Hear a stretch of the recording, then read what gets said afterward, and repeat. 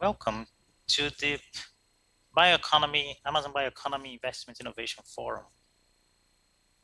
This is brought to you by the initiative An Agreement for the Amazon and the Interstate Consortium of Sustainable Development of Legal Amazon.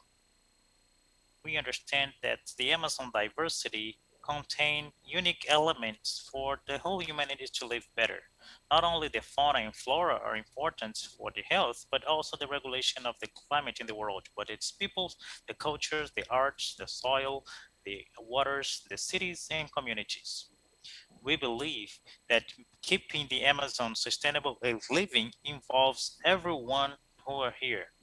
We need to preserve the biodiversity, use the science and technology allied with the sustainable development, always looking at better conditions of life for everyone who live here. We want not only to keep the forest standing, but we want more standing forests, more biodiverse and sustainable, and less social and territorial inequalities. We understand that the Amazon bioeconomy and the economic and commercial activities from this diversity is a great ally to these sustainable developments that we look for. That's why I invite you to participate in the Amazon Bioeconomy Investment Innovation Forum.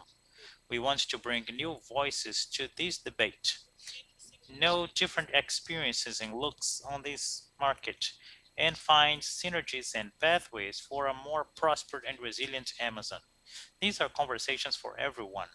For those who look for investments, for those who look for options to invest, for those who propose public policies, and everyone who wants to understand more about the Amazon bioeconomy. So shall we?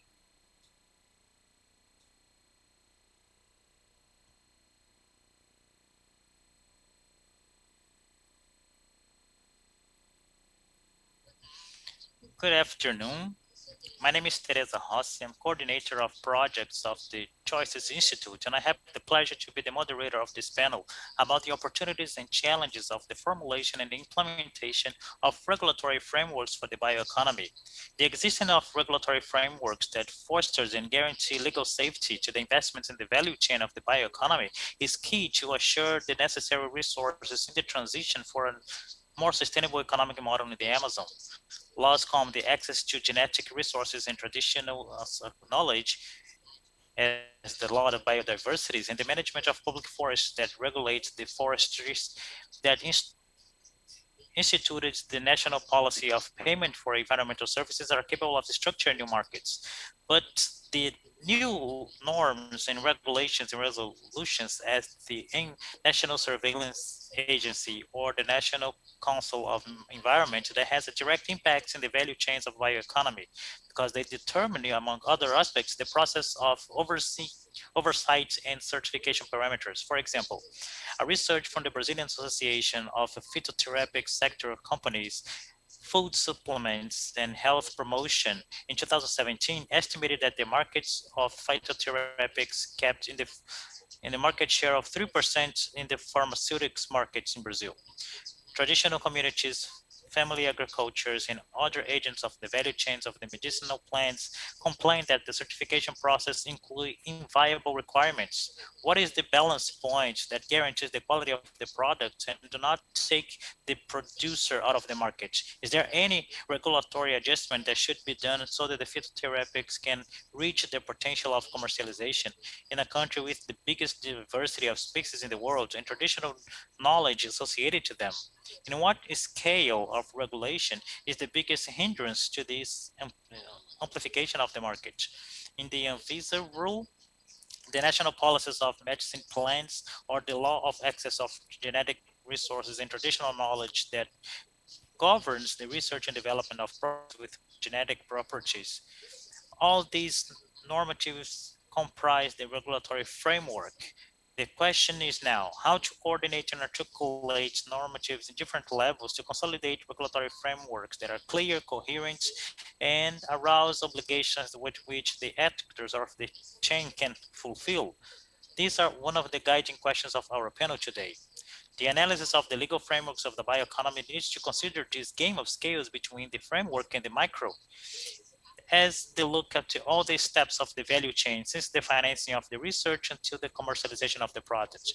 We try to bring a little bit of this complexity in the composition of this panel, who unfortunately had some changes in the last minute because of the fact that the Deputy Arnaldo Jardim and Secretary Marcelo Moraes and Danielle could not be with us today. However, we reformulated and we could preserve the content of this such an important discussion about the roles of regulatory frameworks to boost the bioeconomy in the Amazon. We have the presence of the lawyer Guilherme Eidt to bring this vision about the regulatory hindrance of the bioeconomy, the researcher of the National Institute of Amazon Research to bring a look to the implementation of the normatives with a case study about meliponiculture, the culture of bees, and Bruno Nunes, the General Coordinator of Science for Bioeconomy in the Ministry of Science, Technology and Innovation, MCTI, to discuss aspects related to the financing of research and development activities. Besides that, we'll have the commentators Tatiana Botelho, leader of portfolio of forestry management in the Aliança for the Clima e Uso da Terra, and Daniel Pinheiro Viegas, prosecutor of the state of Amazonas. It's a pleasure to have all of you here with us. Now I have the honor to pass the floor to our first panelist, Guilherme Eidt.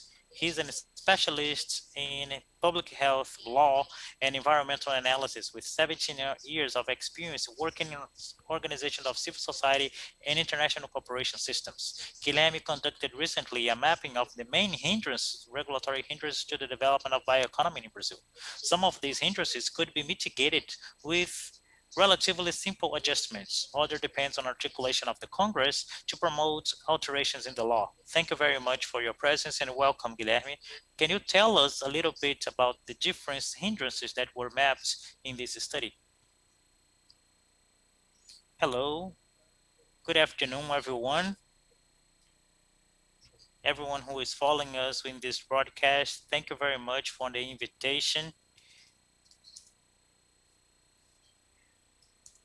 Although we didn't have a lot of time to prepare the presentation, we need to know that in this work, the Institute built an important background and knowledge on top of this experience related to conservation and the sustainable use of biodiversity and the support that the people in traditional communities and family agricultures up to 2012, but after 2013, with these efforts and attention, to community base in the Amazon basin. And as a result of this action, we contributed to the development of some productive chains related to babasu and other products,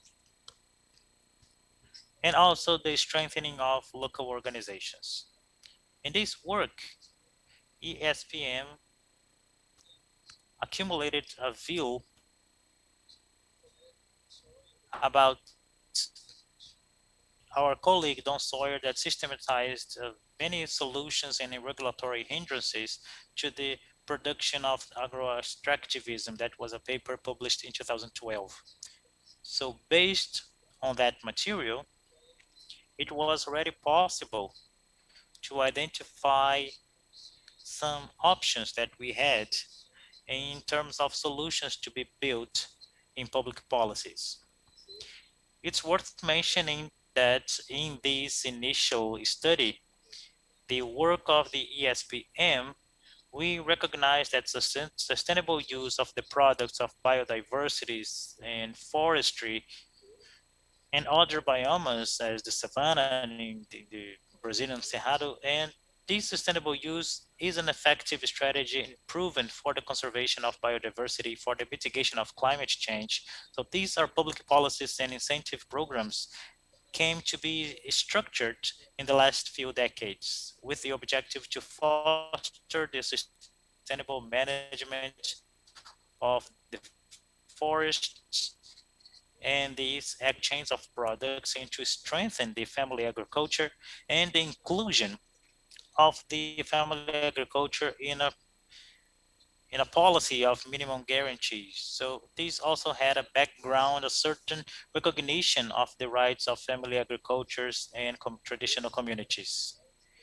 These social players deserve special attention because of the use of the territory traditionally occupied where they maintain ecosystem services or benefits that the nature can provide. For example, the water supply and the food supply and the pollination and the extraction of carbon. And in this period, we know that it was possible with this set of players and goals of the Brazilian society to have access to different institutional markets. We were included in some of the public policies of procurement for a school lunch. We enhanced some credit lines. But it is certain that in this set of actions, we can recognize the existence of some bottlenecks and regulatory hindrances, and to reach the amplitude, the desired amplitude, so these economic and social and environmental benefits expected from these policies could be perceived. And this is in the context of real economy and in the life of these traditional populations. So facing this scenario, and without exhausting the possibilities of leveraging the sustainable development in Amazon and other biomes, on request of CLUA, we made a prioritization and an update of the study in 2012 made by the SPM. I made some interviews, a brief bibliographic review with the validation of results, and then it's worth mentioning that the contribution of CONTAG, the Cerrado Central, and the National Union of Cooperatives of Family Agriculture, and also our colleagues from CETAL and Finances of Good, and the Choices Institutes that are leading some of the materials with which I worked with in this study. Of course, besides the ESPM and my colleagues in the Institute. Naturally, these research efforts had a limited scope, and the analyzed programs were prioritized with the ones that stood out the best potential to foster the bioeconomy or the economy of the social biodiversity in Brazil. And I prefer this expression the economy of the social biodiversity, because we need to be very present in the use of the indigenous populations, the riverside populations, and the activists, and these set of populations that are present in this territory, and preserve and manage and use the land. So the result of this study, it has a time constraint.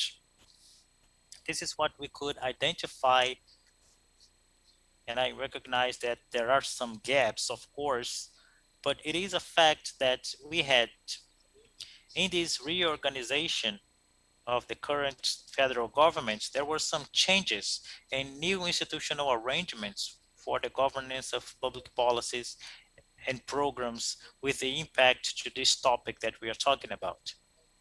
New guidelines were established, new rules in some councils were extinct.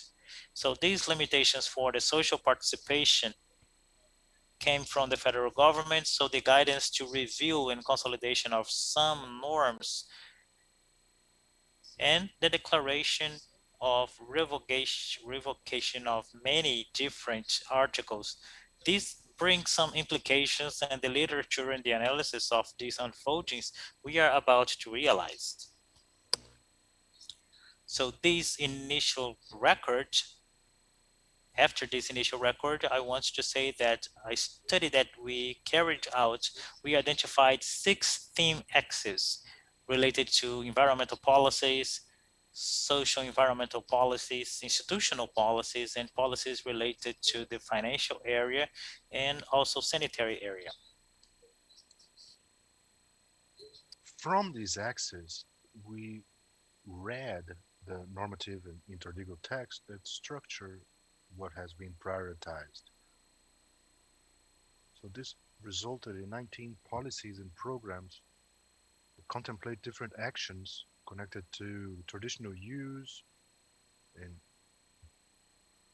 conservation plans and institutional markets, and specific actions for regulamentations, for example, hindrances for cooperatives and associations for rural credit, and this tax simplification model for cooperatives, and also aspects related to sanitary inspection, and trying to give a more ample panorama. We identified each of these axes in the environmental issue. For example, the main hindrances point to some lacks and excesses and incompatibilities in the management of public policies from the national system of management of flora and fauna, and also about the genetic management into the national system of forest information. But what we identified, the solutions that we recommended go through reinforcing this historic demand of recognition of the rights and the territories of traditional people, and the need for compatibilizing with a state bureaucracy, registry of traditional knowledge, also reinforce forest concession policy favoring other service for the ecosystem associated to conservation and maintenance of standing forests. Social productive inclusion axis, see the you know, buying distribution of income, additional people, and the distribution of food for people who are underprivileged. So we see the importance of program of physicians and the importance of school program that it allowed Brazil to be recognized by the United Nations as a reference So the hindrances point out, see frailty of the operational point of view of programs, adding poverty in countryside and what is needed to strengthen this family agriculture, other policies, implementary actions also have also lost funding. Some aspects that present challenges, access, and the flexibilization is in some cases, yet the aptitude declaration, which is migrating to another model of records. Some nuances are being considered and already been identified that will delay record of indigenous populations and other traditional populations as well. So other aspects connected to technical assistance and other appointments we can connect to the set of sanitary system. So trying to close up here because I think my time is running up. National level recognized or, that recognize cooperative models, associative models, ways to overcome these challenges. Many times, individual actions from producers and cooperativists present. Through cooperativism, generate social, political, economical benefits favoring this group. Difficulties in records of endeavors, conceptual limitations, don't know the profiles and specificities of the family agriculture, and we understand that it is possible recognizing these characteristics, the peculiarities of national territory with access, transport, education. We have demands from the local to record these cooperatives, for example, and it could be simplified. Model of tax collection could be simplified. I'll ask for a couple of more minutes so I can reach the financial aspects, sanitary aspect, to say that what we brought recognize the growing importance of sustainable financing and public policies and financial institutions. This has been growing in importance. And Brazil has an important strategic position regarding green economy and mechanism in the environmental area about sustainability and voluntary environmental commitments and regulations. Also are able to recognize hindrances that make this program frail. They are less operational than what should be. And in the Amazon, when we talk about the other biomes, as environmental conditioning. So the credits could be granted by public banks, and Amazon has priority that these criteria are applied to the Amazon, not to the other biomes.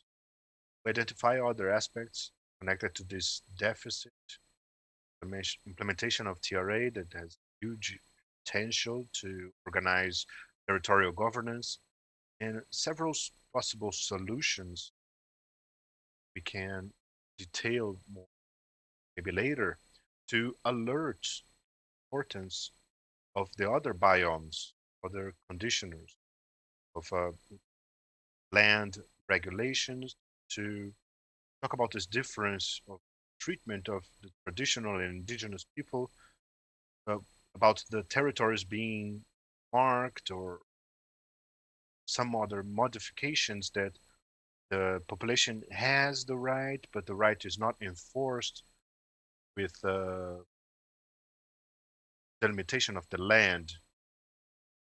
They wouldn't be contemplated, and this should be cared about. Plan needs to be set. They can reach other producers from small and medium sized.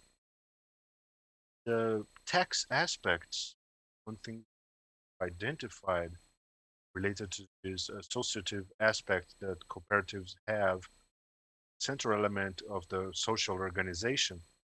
See that how dynamic micro entrepreneurship Brazilian society is huge, but certain way it reinforces the importance for us to adapt this model, tend the solidarity commitments we have all around the country, and to recognize the pluriactivity of the family agriculture, different types of organization, family economy regimes.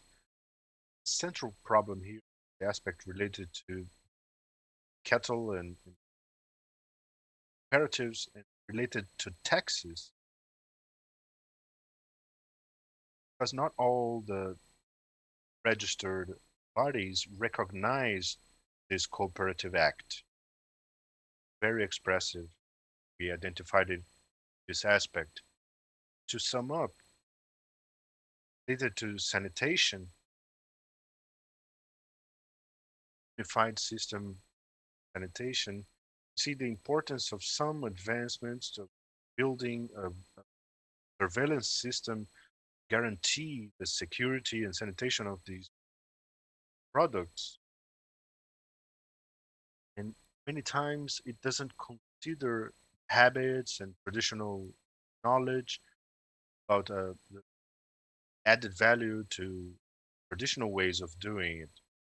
And see lack of regulation in some key aspects, searching for this objective and recognizing multipluralism habits when producing the products. And there are some specific points that are lacking in balance. The the ones that are specific about production directly related to family consumption, selling of little small quantities of product directly to the final customer. I think I'll stop here. I'm very thankful able to share this with you. Thank you, Guilherme, for it's very important to mention the scale challenge we have, how it is has many faces. The amount of policy that could be suited in each of these axes, coherent structuring that could be good dialogue, and some of the points you brought, the strengthening of community entrepreneurship and the relationship with taxing is also very important. Take a look at circular bioeconomy, mentioned ICMS, and it's key for us to promote circularity. Can't tax residual as it was raw material.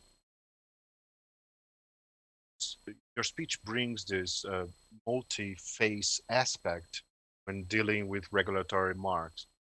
Thank you for the recognition for the work of Escolhas, developing bioeconomy, specific about the biodiversity law and about concessions. Talked about meliponiculture, and also mentioned institutional arrangement government doing and financing structure, especially for research. I think this is a bridge for our next panelist, Bruno Nunes, of the Ministry of Science and Technology and Innovation. He's the head of the coordination of bioeconomy. He is a zootechnist and master's in animal quality, food engineering by USP, and he's a doctorate at Unicamp. Worked as a extensionist, secretary of rural line of the state of São Paulo, and how MCTI is contributing to finance of bioeconomy. Bruno, you have the floor. Good afternoon. Good afternoon, Teresa. Good afternoon, everyone. First, I'd like to thank the invitation of this College Institute and the forum to participate. I'm here representing Secretary Marcelo Morales in order to discuss with you a little bit of the actions that the ministry has been performing for the development of bioeconomy in Brazil, and what are the financing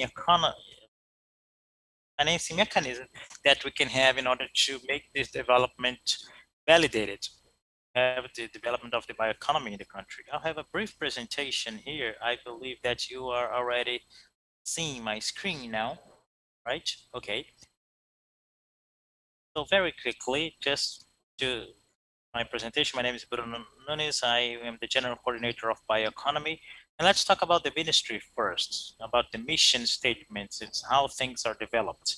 The mission statements of the Ministry of Science and Technology is to produce knowledge, produce wealth from this knowledge.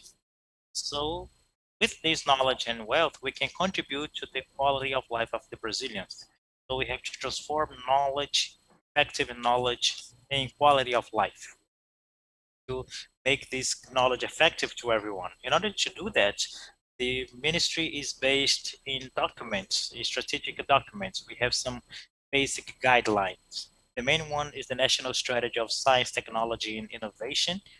This was published in 2016 and is valid until 2022. And it is totally directed to the development of the Sustainable Development Goals of the Agents 2030 of the UN.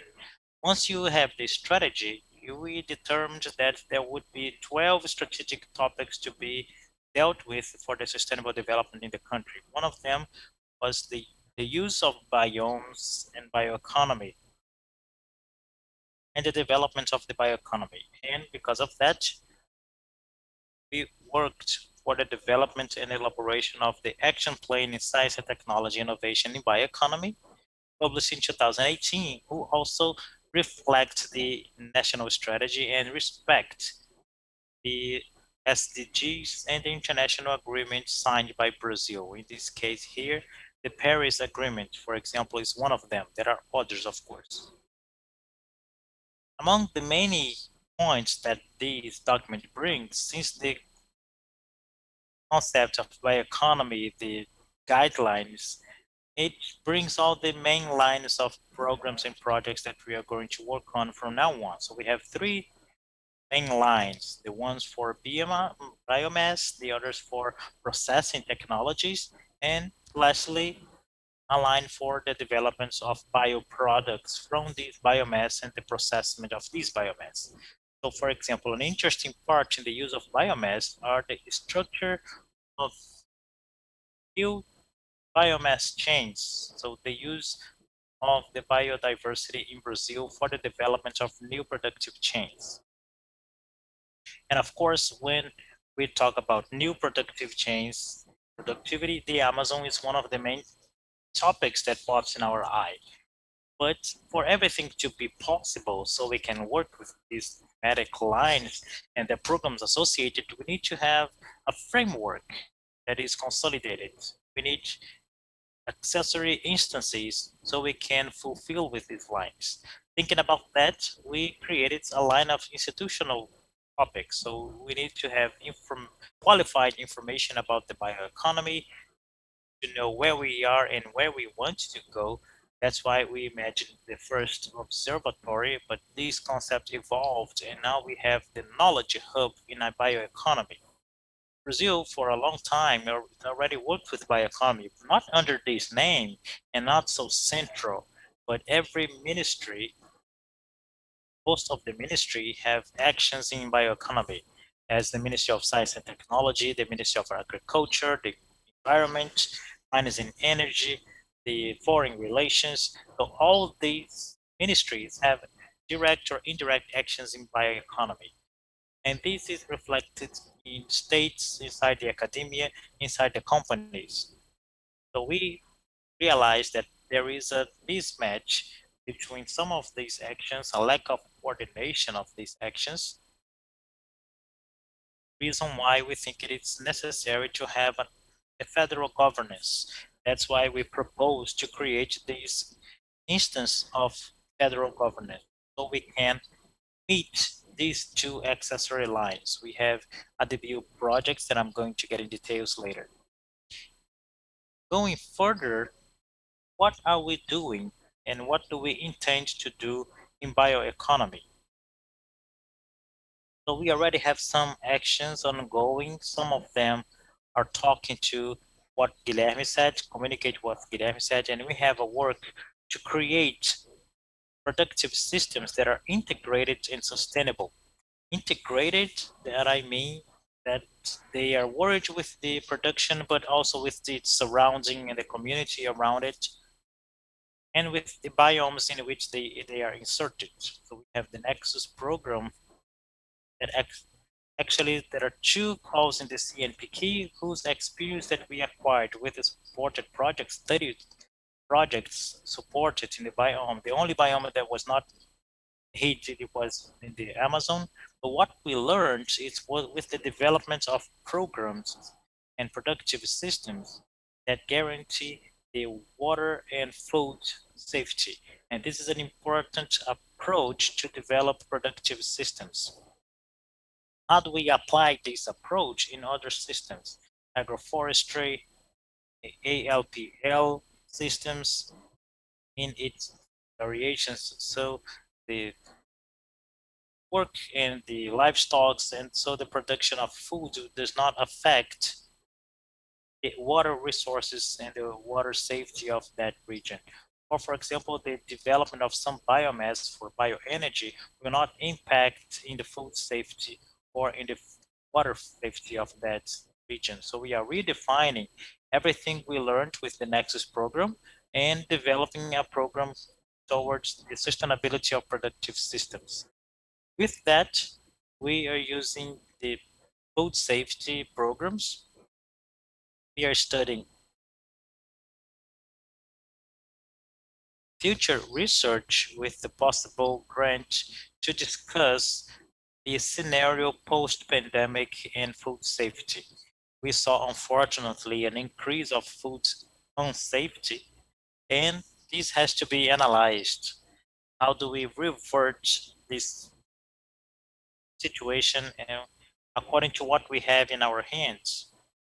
We have the national program to procure foods and other programs that are mechanisms that we can work with, especially with productive chains and agro-extractivism, family agriculture, for the procurement of foods that are in inventory. So this program has this vision.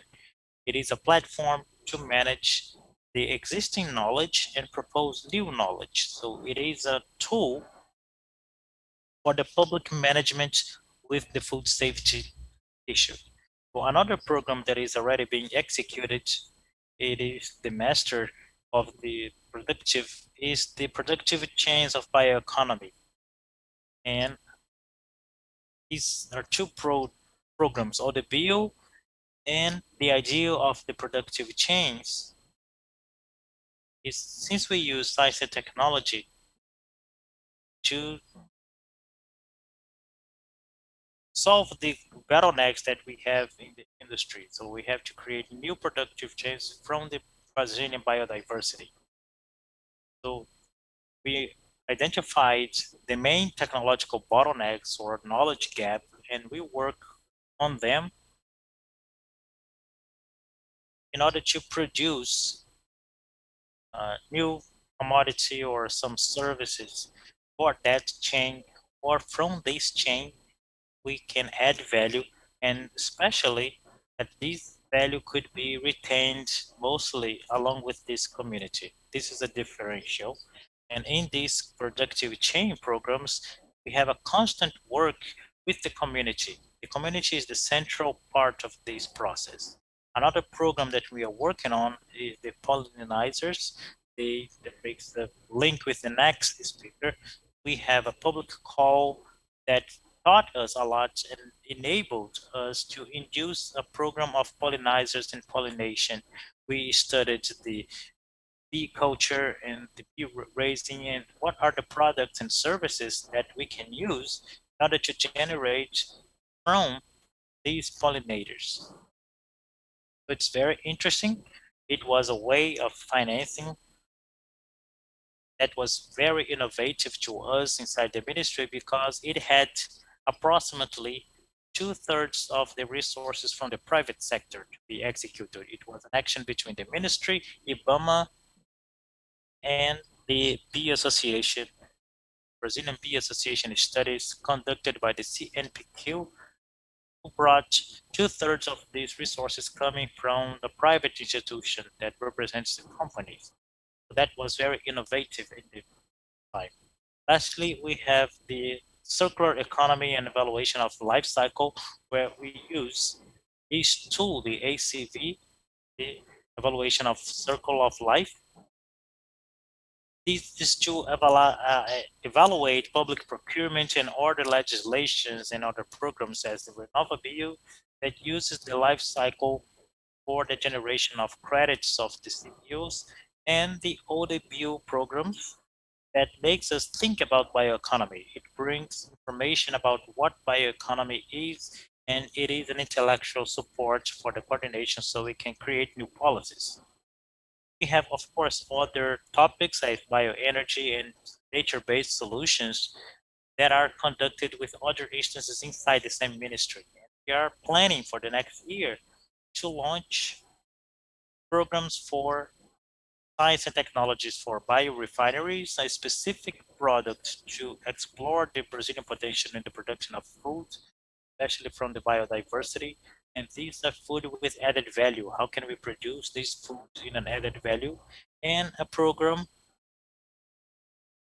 related to the use of biomass to generate chemicals with renewable sources. Very quickly to talk about the productive chains programs, it has this role to promote and aggregate and retain the values in productive chains in the Brazilian biodiversity, especially for the improvement of the quality of life of those populations. We have the development of new products, inputs, materials, and services focused on the sustainable development. We operate with three chains now, the Açaí Cupuaçu, and it is a project for Açaí in Cupuaçu, and another project for Pirarucu, and a project with Ticuri. As it was demonstrated in the map, we are looking at the other biomes. What are the other productive chains with which we can work? We can see there the objectives. We have the circular economy, and this is an extremely sensitive point to us. And the final objective of the general coordination of bioeconomy is the development of a circular bioeconomy and sustainable. So how do we use these co-products, not the residues, but the co-products of these chains for the generation of new products for them or for trading? So this is the general overview in terms of budgets. We already have 5.6 million in pilot projects. These started last year and the beginning of this year. We have the amounts of everyone. Of course, we cannot get into details in each one of these projects, but at some point we could explain, because these are very interesting projects that we are working on, and we are working on the execution in the public call for programs, and for certainly you'll be notified in time for us to discuss about that. In the ODBio, how do we think about bioeconomy? The program comes to elaborate a strategy to implement the pact and to create subsidies for a national policy of bioeconomy. So it answers structuring questions. The questions are, what is bioeconomy? Who develops this bioeconomy? How can we think about this bioeconomy? How do we coordinate it, all these actions in bioeconomy? And lastly, what do we have to do from all this so it can be developed? And having a forecast of decades and not only a few years. So being able to think in the long run, in 10, 15, or 20 years, remembering that every development bioeconomy is slow. It's rather slow because it's a long term. So you not have immediate effects in 5 years. Sometimes you have it 10, 15. The cycles are different when you talk about in ICTs, for example. You're dealing with living things. It has more complexity. And lastly, we are thinking about how to debate to promote the bioeconomy. So we are proposing a national conference of bioeconomy, getting everyone. So this forum is an excellent workshop for us to learn how to discuss this. So this is serving for us in a very interesting way to see these models because we know that the models will be hybrid. From now on, the distance communication, these webinars, and the dynamics of the webinars came to stay. And of course, the national policy of bioeconomy shows how to have our strategy. First result of this is a new conceptual field. We don't have a strict definition anymore of bioeconomy, but having certain limits, what is and what not bioeconomy, this is very important. But it allows us to fit the other areas of bioeconomy and the other actors. We have all the work doing definition of challenges and mission of economy, objectives and results. And we also have the lines of action where the program's oriented mission will be, where we are and where we want to be and where we will be in certain time. This is a roadmap we have to define, which is the next step of the project. Make this roadmap defining who's responsible for each step and where does the resource comes from, financial and human, and where the hindrances are and have to work on. For all these programs to be done by us, for us to be able to finance these projects that were defined by ODBO, we need financial resources. The main issues for this recent possibility of non-contingency of this, which is the National Fund for Technological Development.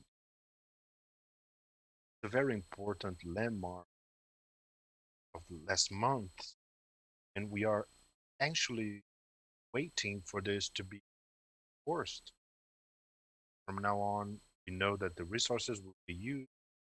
We know that part of it can be ready this year, and we are fighting for the integral use.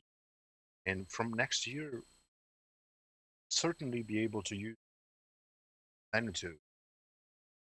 And it allows us more than what we're saying here. This is the first effort of structuring of the actions in bioeconomy. As I said, audio part of the definition of the projects will bring even more. Scenario 15, 20. For this to be possible, we need adequate level and the continuity, the lastability of these resources. Hey, Teresa, thank you. Say, I thank you. Very interesting to have this point of view, bioeconomy, a highlight of the uh, and to integrate the productive chain. It's key for us to think about circular economy. What is considered residue by one actor, not by the other. And this nexus approach requires, as you put, an integrated view by economy. Interesting for us to see how the government about structuring the ministry challenge and multi-scalable as well. Now we'll have biology, master, doctorate, biogenetics, Amazon, where she coordinated biology and genetics of meliponiculture in the Amazon, development of techniques and management that we call meliponiculture, and the management of natural coordinated projects for the team. Gislene, you have the floor.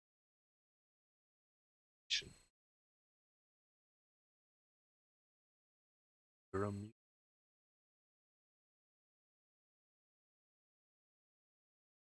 Thank you. Sorry. Good afternoon. Thank you,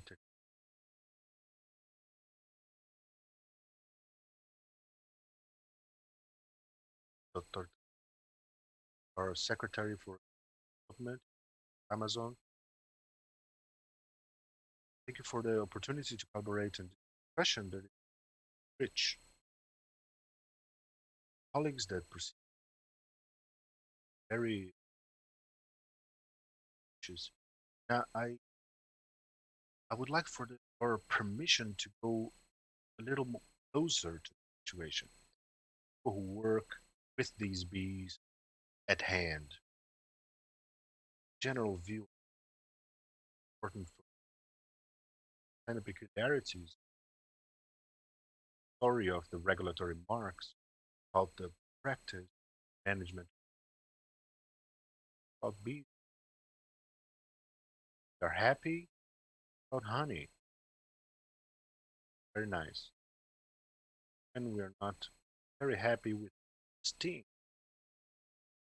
Many of us probably had this bee. Exotic that has been native. You have to know that there are more than 20,000 species of not all of them, most of them don't swarm, they don't hives, not cultivate for honey production as just of meliponiculture. Actually, that actually have hives. 244 of these species are in Brazil. Have these unique species that are natively present here. We need to explore them. Looking through the bios of the Amazon, we have 170. Literally, we are lying on green grass here. The volume of species that we have here and we can use.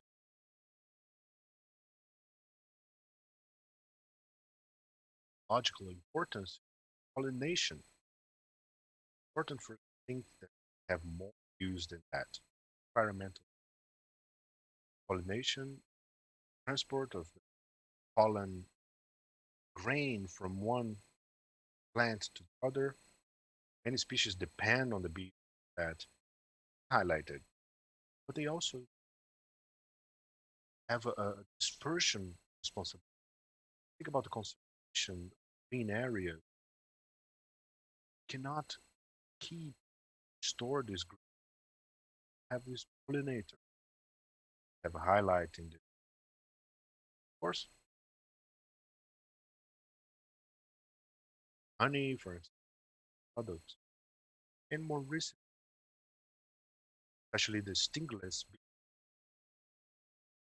have been used for environmental education and landscaping, and especially agriculture pollination done with native pollinators. The native bees, especially the stingless, are being prominent.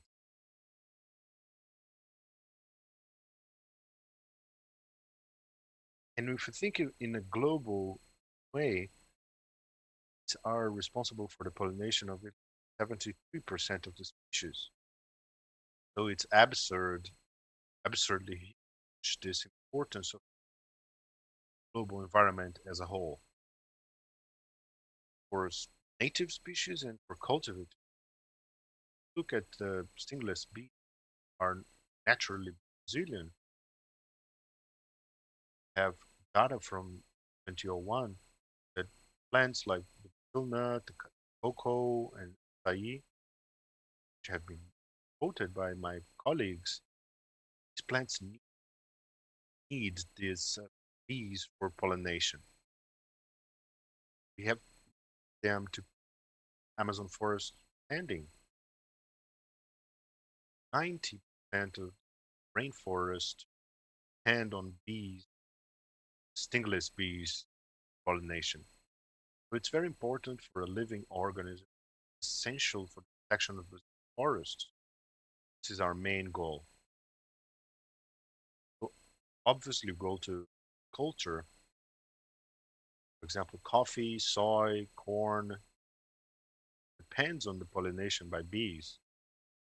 There's a study I would like to highlight here. Intergovernmental platform looking at these topics.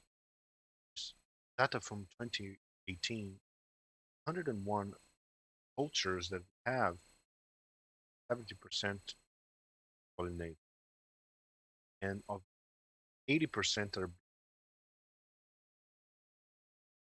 65% plants that depend on are exclusively dependent on natives. It's environmental service that is very important, not only for the standing forests and conservation programs, but essentially to maintain our agricultural production. We have to look at the peculiarity to the organism. Highlight, especially to the agricultural production, mainly filler production. Manioc, for example, mainly familiar production. They were here long time before the colonizer, and the stingless part of the social cultural life of especially the Amazon. So when we think about Meliponic culture, which is the culture, technical culture of the stingless, are inserting technology here related to the culture, and it is much older than our colonization. Term coined Meliponic culture give importance to culture cultivate not only the products for pollen, wax, etc., but to be part of the culture traditional Brazilian family, especially in the Amazon, for us to keep of these organisms. Older than the regulatory marks. First regulatory marks that we have of proposed by Professor Paulo Neto, and CONAMA has this resolution 346 in 2020. 496 came to give regulation to these cultivators. Management can be done with a conservationist point of view or economical. But there are prerequisites that are expected for the people who want to do property. They need to have a list of the that they will cultivate with the equipment they will use. But it's also a very odd situation. People need to form where they got the colonies from for their initial effort. What about this saying where they got it from? Cultivators have worked for the regulatory marks. And as the Amazon 17, following the same federal resolution by matrix colonies, and CONAMA itself establishes how to tell where these mother colonies catch from nature using baits. Have done this with have done work with the extractivists on how to do this because it is in the law. So how to do it. 1 to 2 for a person to of how to do this in their private property. Very difficult for them to reach the number of colonies keep genetically sustainable reproduction, and obviously to think about the commercial issue. States have, of course, Bahia, Amazonas, São Paulo, Santa Catarina, have their state regulations with their competent bodies to coordinate activity. Most of these bodies are focused on environment. Incredibly, Bahia opened the door that very interesting. Bahia is the law, it's not regulation. And what they decided to do was separate the competent cultivator that is in conservation ordered, managed by environmental bodies as ones who have the objective of commercial, managed by bodies. And this can be promising for the technical development of this bird breeding. And of course, the breeding facility needs to be registered in the Technical Federal Board, and he can choose the option to put the economic exploration of the wild fauna. And the state bodies still require the origin of the number of these animals, especially in the state of Bahia. With the other states, the breeder has to state how they obtained the beehives colonies, but the document that these bodies accept as proof are receipts of purchases of already registered breeding facilities. But the breeders started being registered in the federal registration from 2018 until now.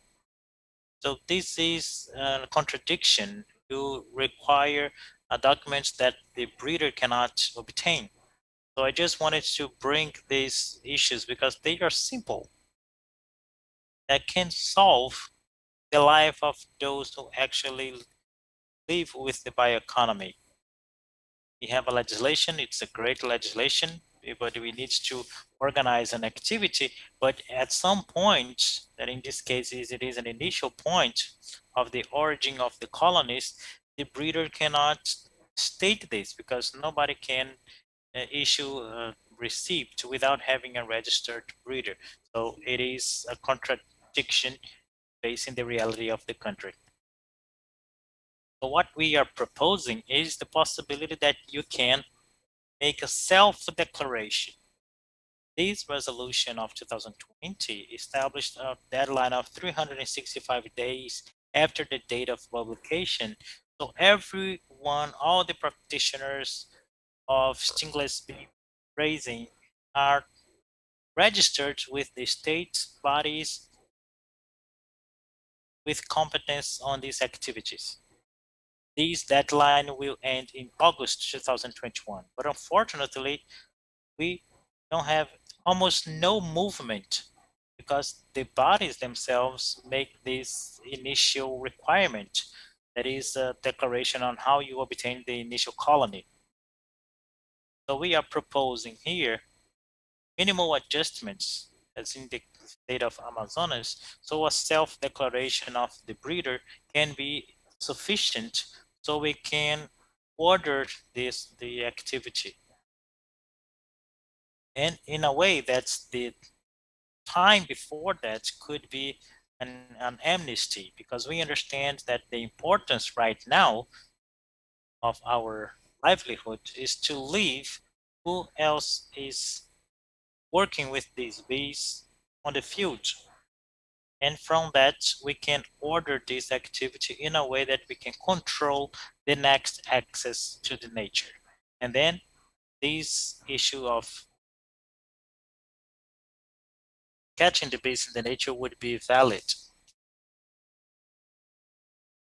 Now, thinking about the composition of our panel, I imagined 5 points that I would like to leave as demands for a better structuring of this specific activity in the Brazilian context and for the Amazon.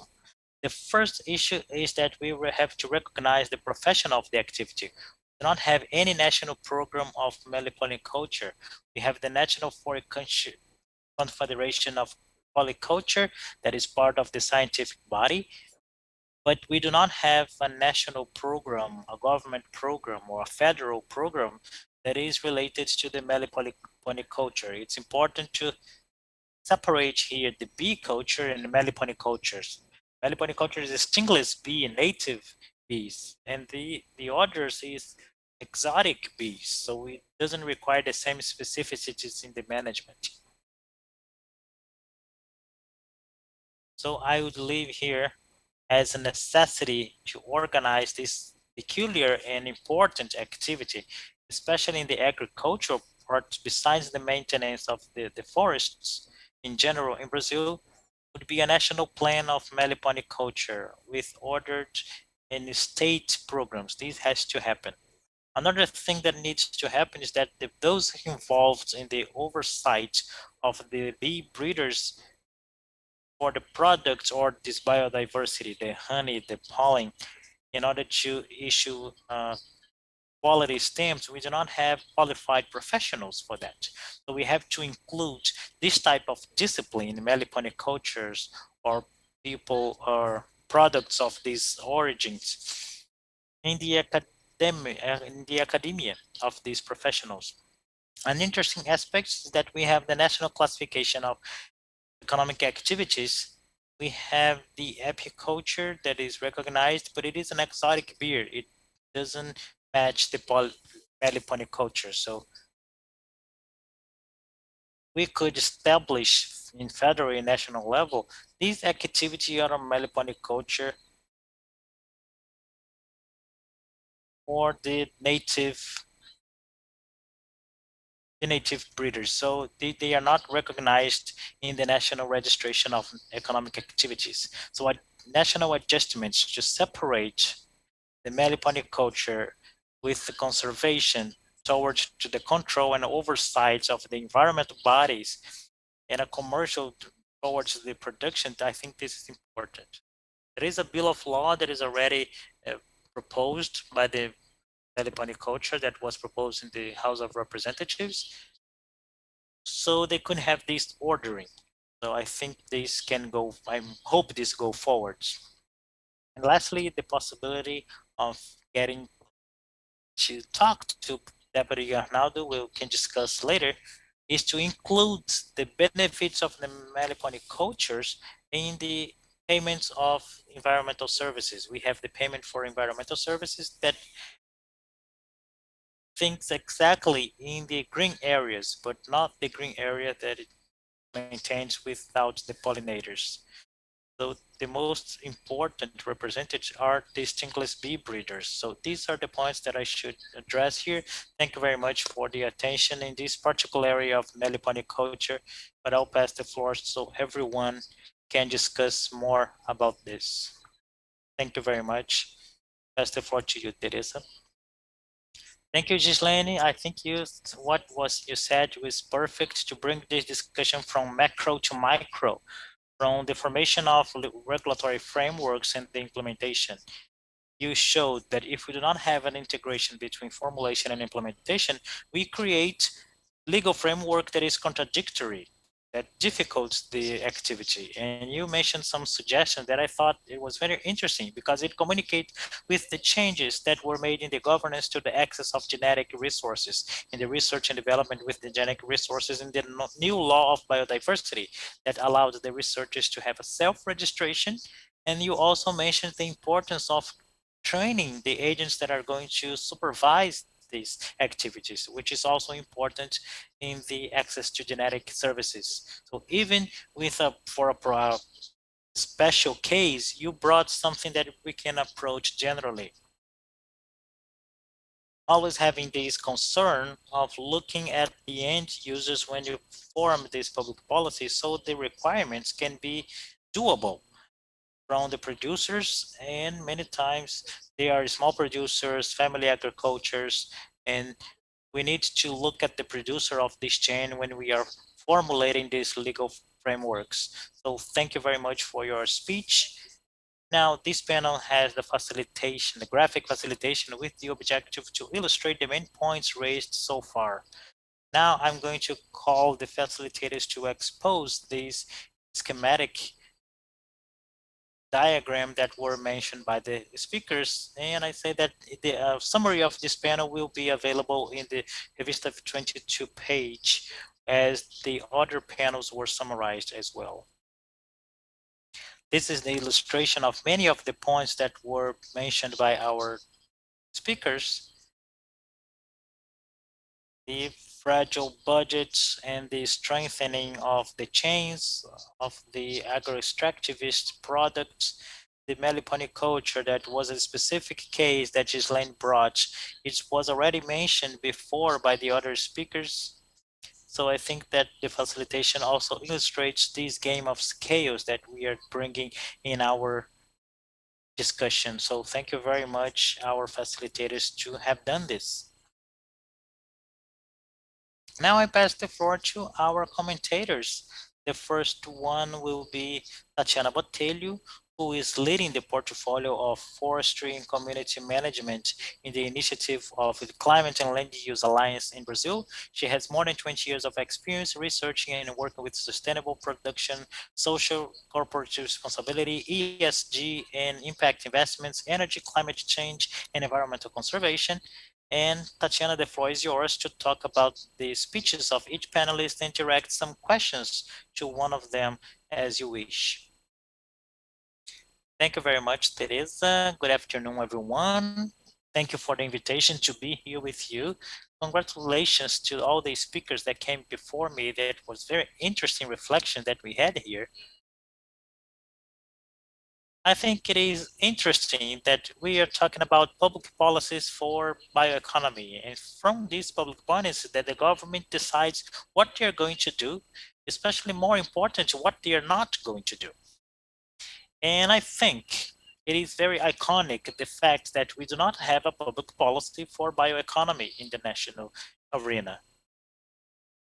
And I think this is a reflection of decisions that we as a country, as a nation, we have been making for a long time about the development model.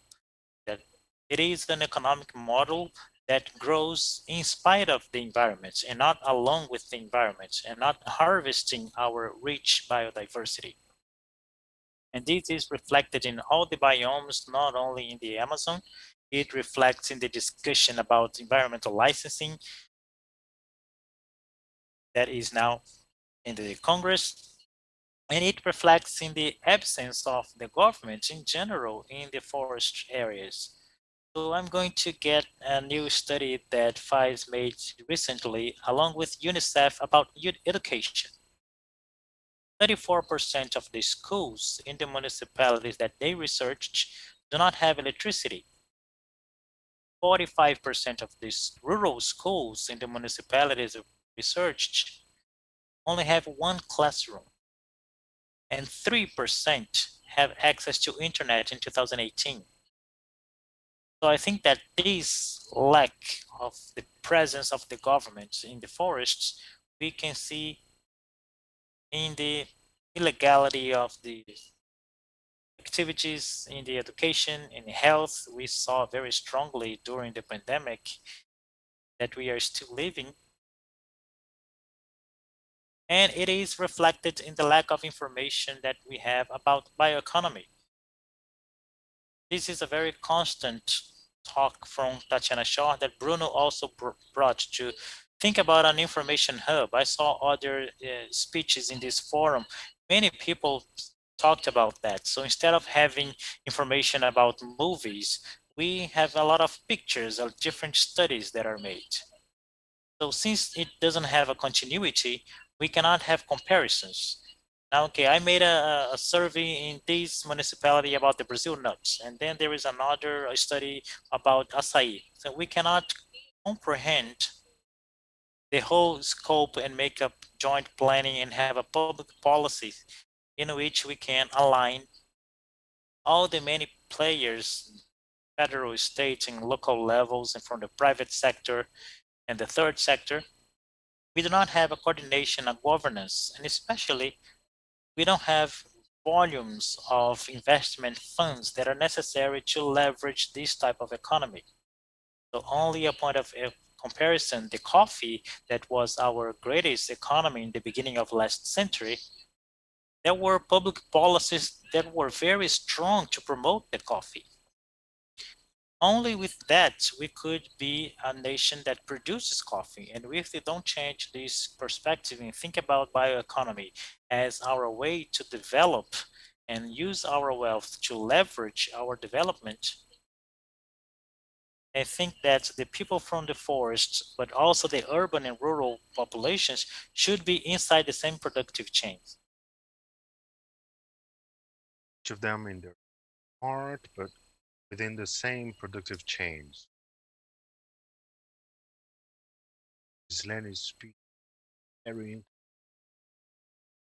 barriers which we formulate a policy that we understand, are supporting productive system, and then it's hindered because the record, there's issue of invoices. When Guilherme studied these legal marks, I remember we talked about the ICMS of the nut, and we have to understand how difficult or easy for us to place the nut within a list of produce that do not have the ICMS applied. Producer in Mato Grosso cannot send it to Pará without paying the taxes. So it ends up having informality and very high cost for our nut. You have to understand that there's a list. If I'm not mistaken, where garlic, hazelnuts, nuts, and pears are excluded from this list. To try to first this, we had to have an agreement with all the 27 secretariats from all the states. Looking at this micro and macro, we have to learn how to allocate what is decided in the micro and or in the macro. Maybe Danielle can help me speaking a little about this. And Guilherme, I would like to comment a little this question of the ICMS of the nut. Something else that's interesting that you brought about A and how this A model can help.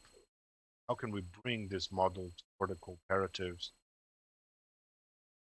I'd like to clarify a little on that. And if this new concession model that launched maybe for yesterday, mistaken, by BNDES, how is it still already an evolution of what we talked before? They are making a pilot to try to develop a new legal mark. Bruno, a short time ago, I saw by Advogado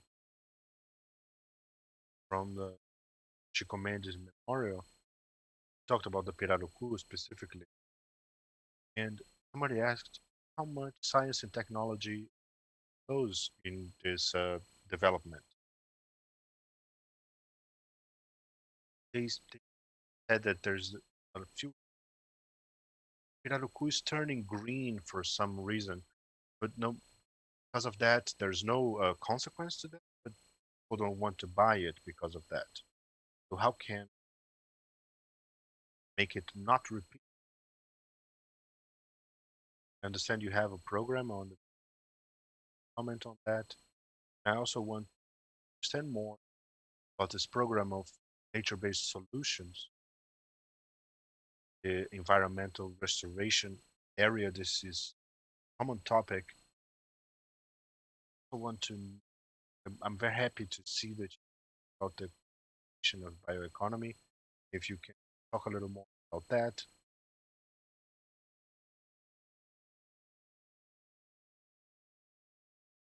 Bruno, you can answer.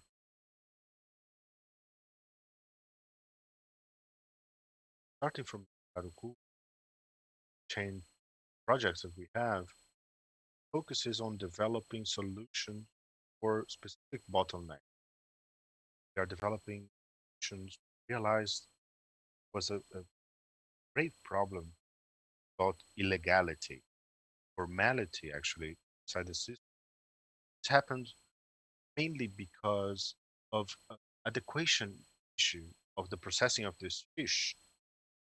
When we analyze, it is a introduced as a low technique. We understand the processing of, especially of animal origin, how processing of this fish goes on, start to question some issues. This is not a matter, it's a matter of difficulty of access not only to information but minimum quality requirements. So we identified this bottleneck, a matter of adequation, uh, state impact inspection, stamp, mainly structural issues. We understood this flaw in the project. We are developing a floating device that can attend several communities and is built with local knowledge and community knowledge. That region is built with materials from the forest, or local raw materials. The only the stainless steel lines come from outside, and the solar panels because this boat is powered by solar energy. So the techniques and the materials are from the community. One of the concepts of the program is the scalability and production by other communities. We don't just transfer technology, we do a group development. They will develop their boats, we'll give them the conditions doing so. This used to be in a very improvised situation with sanitary risks, but we now have a structure that is already certified from the beginning of the construction, food safety that is being processed there. Possibility for them to have the certifications allows them to have 30 to 40% more price over the kilo. They can commercialize over the community with the state, and depending on the people who do the refrigerated part of the chain, this already adds value, not only monetary, but also to the living conditions of the worker. They have an economical position. There are several advantages. So inside this boat goes in the lagoon that where the production of pirarucu happens, together with the Marmitawa Development Institute. We attend 13 communities. So the use is constant, and as it has been developed by the community, they also do the maintenance. It gives autonomy to that community, and this model working We are just making adjustments over time, and together with the state production secretariat, can go with this idea to other Amazon communities. Very simple and easy for them to build this cheap, can't just have complicated solutions, have to know the reality. The program is very interesting because we sat down and talked to the and their difficult, and from this search for search institutes that could help.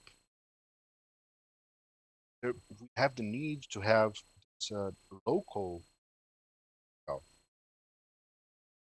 and if there's a need, we have institutions from outside. This is a growing program. It started in the end of last year. Have other projects with Açaí, Caatinga as well. Is teaching us a lot on how to operate it. About nature-based solutions, this is a program focused on the urban area, nature-based solutions in an urban environment. We have the City Nova program. I can give context for you to talk about this. This has a very interesting role in bioeconomy for us to learn watching nature. In the case of the Pirarucu, for example, we understand that the study of the structure of the scales, how they overlap, and how it happens, impact, how it behaves with impact. We have been developing bulletproof vests for the Pirarucu is born and grows in piranha environments. They have no bite marks. So we started understanding that the piranhas actually try, but the scaling structure, material, how it is constituted, allows them to absorb the impact. Biomimetics is areas of nature-based solutions showed us this. We have a lot to learn with nature. We have the bioinspiration issue as well for us to analyze the solution and try to or be inspired biochemistry models, for example. So you have a cascade of organisms to try to replicate this model that depends on 7 or 8 or maybe a colony of multiple organisms. You have to understand how to do it with only one organism to digest celluloses for observing nature and learning with it. Just gonna be quick, talk about everything. Governance issue is critical. We cannot think about having a national policy of bioeconomy if we have a responsibility on the roles that could be done by everybody, academia, society, companies, to have the deeps on the bioeconomy knowledge that we have here in Brazil. This is why we have the observatory idea put aside for now. When you have the result in your hands, you already need it again, so it's not worth it. The idea is for us to have continuous knowledge. You cannot develop public policies without having the knowledge of the process as a whole. This knowledge hub that aggregates all these actors and helps governance to apply all the solutions identified. I would like to have time to listen more, but to give the floor to Daniel Viegas.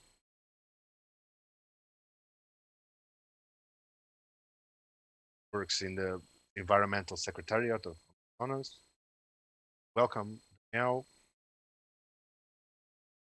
Your comments and one of the questions.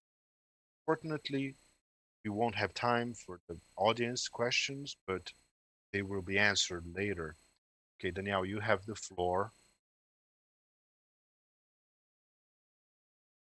Thank you, Teresa. I appreciate your invitation. It's an honor to be here learning with all the panelists. Three speeches have been wonderfully rich. I would like to comment here, perpetrate the concern over the speech. This year probably set a new record for forestation. All the industries that have an environmental disaster even greater than last year. We're not being attained, and is directly related to viability of bioeconomy that we're trying to discuss here. Deforestation gaining strength is a fruit of a policy that is born in the 70s, green revolution that has gone through Cerrado, reached the Amazon. And technology has been fundamental. Parapa developed technology to transform Cerrado in fertile lands, have a possibility of a soy production in the Amazon state. But this is a great concern because what I would like to hear with guys, with the panelists. And I see what's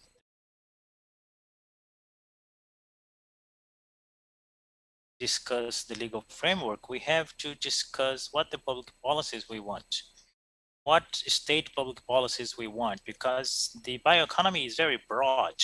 Bioeconomy goes from ethanol to the management made by the indigenous populations. So what I wanted to wait is that what safeguards this bioeconomy will bring for those who are in the base of these productive chains to these communities. Because from the moment that we made the Savannah and the Cerrado fertile, we opened the space to the land use, and we are in the same process in the south of the state. On one side, we have the federal government promoting land regulation in the federal land, so we are privatizing these lands, and we are going to put them in the market so these lands can be concentrated. So we are in the historical process that is very visible. So what safeguards do we have for the small farmer who is there that could be integrated in a bioeconomy policy that won't be, because very soon his land will be more available if it is added to the agribusiness.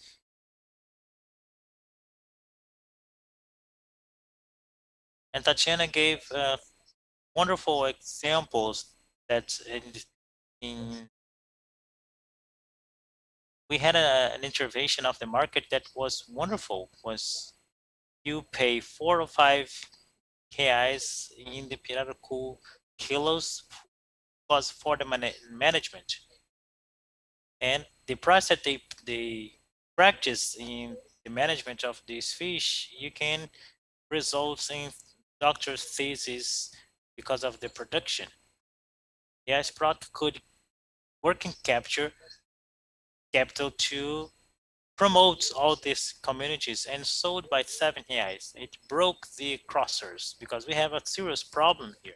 The industrialization of these fish is made in slaughterhouses that in owners that are not even in the states.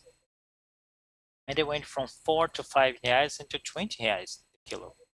So my concern here is that bioeconomy becomes a new green revolution, and we transform these communities, these small agricultures, small farmers, in the future employees of agribusiness, agro-industry, in the future rural workers, because not even rural workers we have now.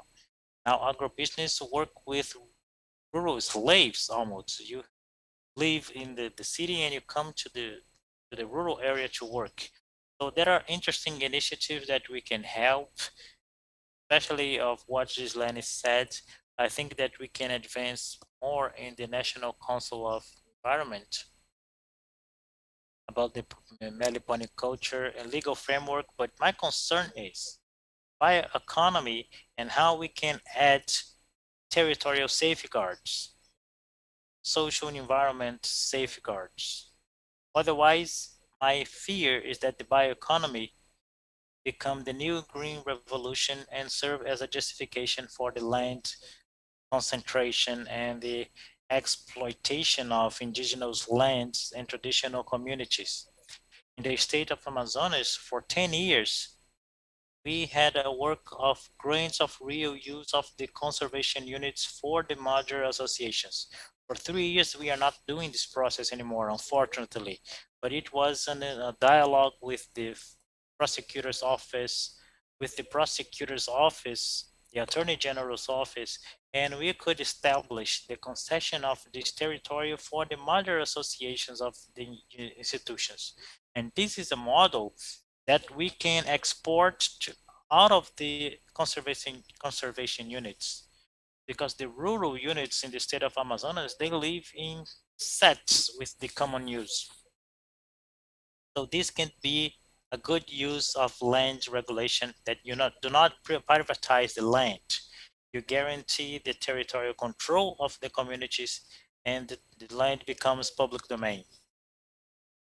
So what I like to say that Guilherme made this study in more details with other organizations is how can we add safeguard to the bioeconomy so we do not discuss the new resolutions.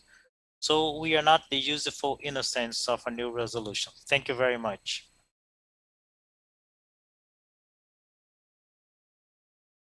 Well, Danielle, thank you for your intervention and your ideas. And I sympathize with many things that you said and your concerns. In fact, we are living in a moment, as Tatiana mentions, that we need to know where the public investment is going. We see the investments of the software plan directly to the agribusiness for the production and expansion of soy, and the public investments directed to this economy of social biodiversity for the family agriculture. And it's very difficult to see these discrepancies. The context that we find is alerted.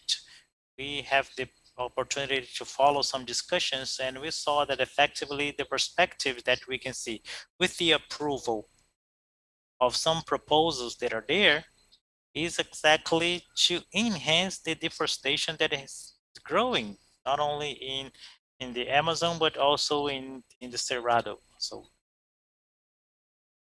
the environmental licensing, if it is approved, they offer a great risk actually to the indirect impacts in the conservation units were not considered in the analysis process. The locational criteria are not considered. So and there are many other specificities. We cannot get into details now that signals that the impact of the deforestation and the increase of the deforestation related to these approvals and whatever is being discussed in the National Congress is priority with the agribusiness, but also a priority to us from the civil society, that we have space to discuss this legislation. Because there are situations and contexts that needs to be improved with many aspects, both in the land regulation, and especially for land regulation now, we already have all the mechanisms that are necessary for the possibility of the use of technologies, the remote sensoring for the identification of areas, and these are instruments that allow us to advance. But for example, in the land regulation, we also have devices that come from the proposals, the bidding of public lands illegally occupied in indigenous populations. This is a critical point of the legislation that is being discussed and it needs our attention. But today, you mentioned the collective dissolution of traditional communities, and we see that the legislation, this was put in the second place. And this became more difficult in the federal level because after 2017, we had the possibility of the names of the associations. And we see that this inclination to the individual dissolution is to make these lands available in the settling projects of sustainable use of the lands, but we have to open these areas for the market. And this brings a lot of concern because in the horizon, we see that the possibility of an economy of the forest to develop, an economy of the people in traditional communities to strengthen, it's necessary depends on these choices that we are making today in the National Congress and in the different spaces. We can see, for example, a public consultation in the Ministry of Agriculture that deals with the regulation of the cellular. Cellular was approved in 2019 with the possibility of creating for the animal products a more specific regulation that meets there's some circumstances that are more peculiar in the handicraft production of the family farming for fishing and fishing products. And now we opened a public consultation to deal with the meliponiculture. We analyzed these texts and we saw that it is a superficial treatment that is being given and a certain problem with the structures to predict the possibility in the meliponicultures will not be contemplated in this institution. So we are organizing a collective in order to be positioned and contribute to the recommendations of improvement. But it is a gradual process because in general, these definitions of solutions depends on the competence and of the public administration. But it has an agreement of the civil society. It's important to have public administration to move and potentialize these opportunities that the forest economy and the forest of the people bring.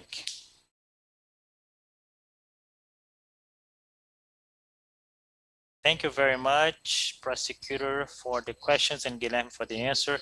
I'm very happy that you have brought all this discussion in the end of the panel because we are discussing here regulatory frameworks. We mentioned many laws with the possibility to boost the bioeconomy in Brazil, as many ones that you mentioned here, but we are living in a moment where there are laws being discussed in the Congress that can be very bad for the bioeconomy and for the preservation of the forests in general, as the land use and the mining in indigenous lands. So I think it's important that we are reaching the end of the debate in this tone because we cannot dissociate bioeconomy from deforestation. We are not going to be the useful idiots that think that bioeconomy is the solution for everything, whereas we are seeing a dismantling, environmental dismantling, and an increase of deforestation and other activities that degrade the forest. So these things should be together. The dissociation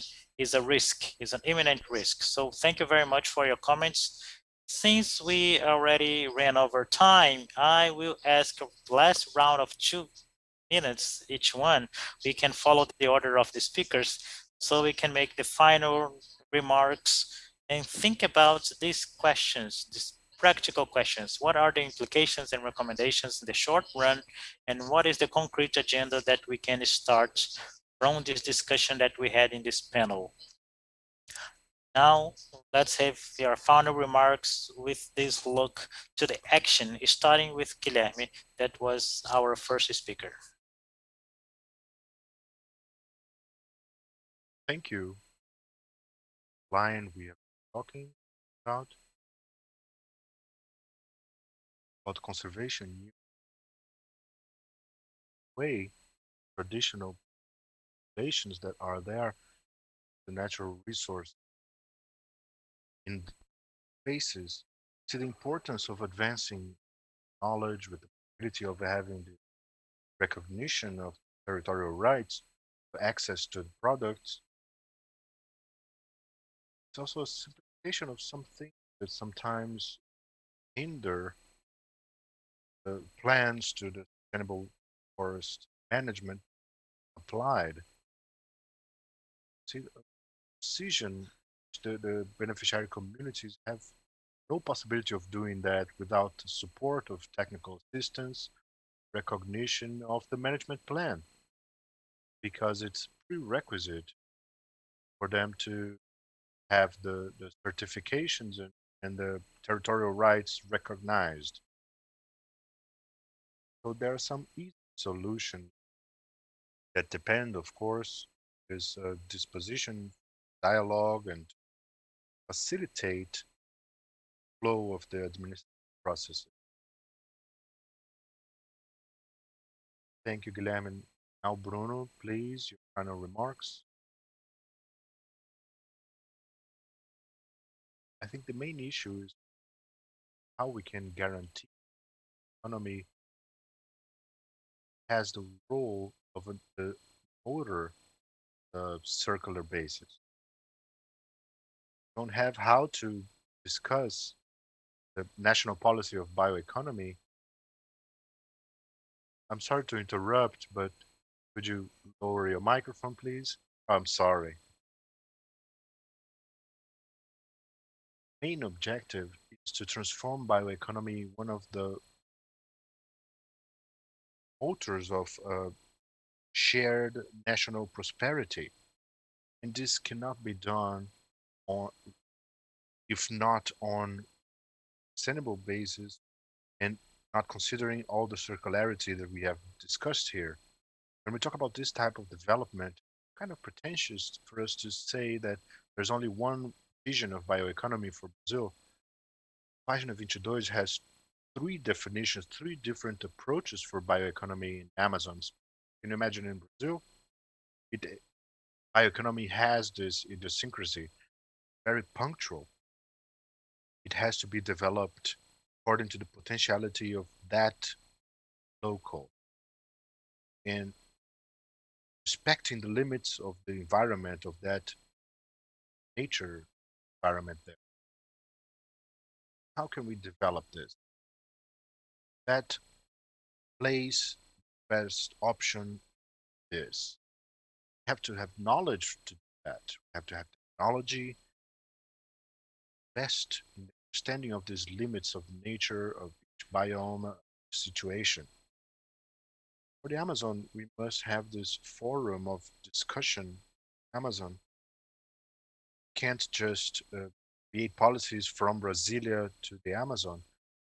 We have to have this bridge established. When we talk about governance distance in a federal level, we have to have local representations. We have to have a bioeconomy forum of the environmental secretariats of the economic development of Amazon for them to participate in this discussion. Can't just make these policy top-down policies for everybody. You have to sit down and talk. Initiatives are key for us to define these priorities and understand the limits, but as not to repeat errors. So this debate has been lightening for us to think that what we're thinking about governance right way is to sit down together, talk democratic way. Thank you, Bruno. I don't know if we lost Gislene, Professor Gislene, because She's not here. I think maybe we lost her connection. So let's go to Tatiana's final remarks. I don't know if we lost an opportunity in the past when we were able to control deforestation up to a point, gradually decreasing. We were a reference worldwide as control for deforestation. We're increasingly improving this situation of access to additional people's rights. But I think the moment bringing what Danielle said left the economic point of view out of the dialogue. Now, when we are losing these controls that we had, it has been surfacing much strongly.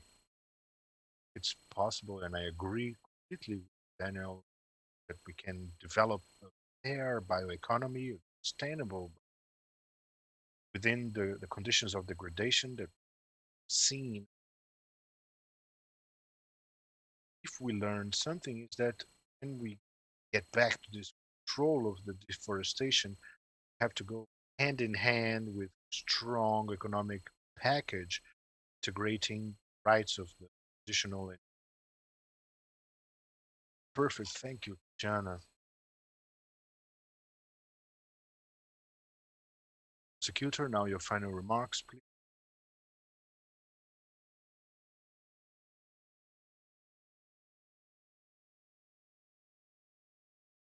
To discuss are some priorities.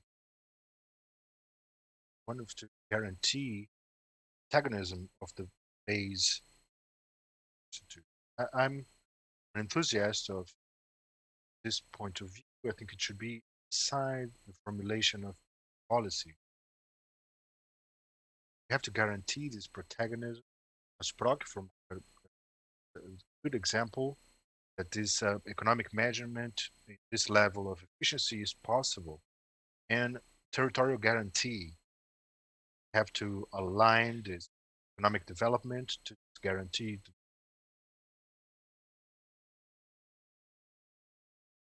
We're talking about indigenous rights, and very important, because I hope the High Court ensures that these communities have their economic and sustainable development the way they choose. So I think the economy, it's clear that the economy has to be hand in hand with community protagonism and territorial guarantees. This we will be able to have an economic model that is really sustainable for the Amazon and for the whole country. Thank you, prosecutor. We unfortunately lost Gislene's connection, but I thank you all for the panelists and commentators. Excellent discussion about the relationship between regulatory marks and different levels and development of bioeconomy. And I thank you very much. Have a good afternoon.